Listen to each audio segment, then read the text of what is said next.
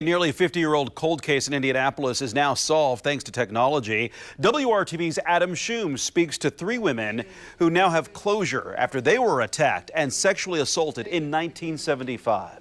This is Washington and Belmar Avenue on Indy's east side, where police say back in 1975, three girls were hitchhiking, got into a station wagon, and were ultimately left for dead in Hancock County.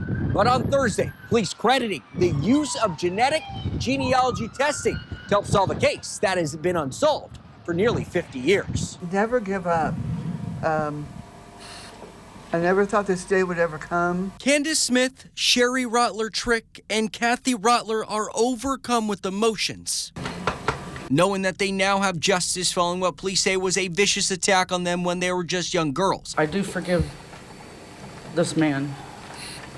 I had to in order to continue to live my life. Police have identified the man responsible for the 1975 attacks as Thomas Edward Williams. They say he picked them up, sexually assaulted, and stabbed them, leaving them in a cornfield.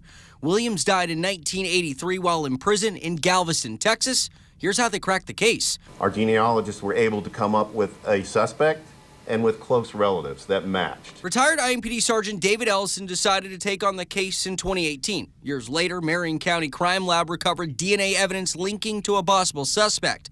Then last year, a genetic genealogy test was done in Florida, basically tracking down Williams' family for further investigation on DNA matches.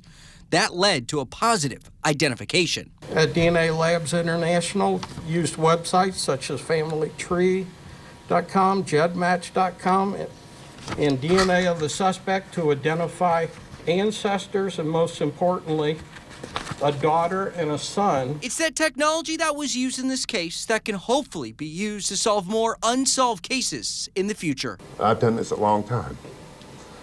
That's a major win. It's not just a win, but a step forward for three women who waited decades for this day. This makes it all worthwhile that I didn't give up. And I can now start a new chapter in my life without this hanging over me. In Indianapolis, Adam Shooms, WRTV. Remarkable there. Police say the funding for the testing was provided by AudioChuck, an Indy-based media company. Genetic genealogy is credited with solving other cold cases in Indiana, like April Tinsley's. She was 8 years old when she disappeared from her Fort Wayne neighborhood in 1988. Her body was found 3 days later, but her killer was nowhere in sight. In 2018, police were able to name John D. Miller as the suspect, and they arrested him. He was sentenced to 80 years in prison.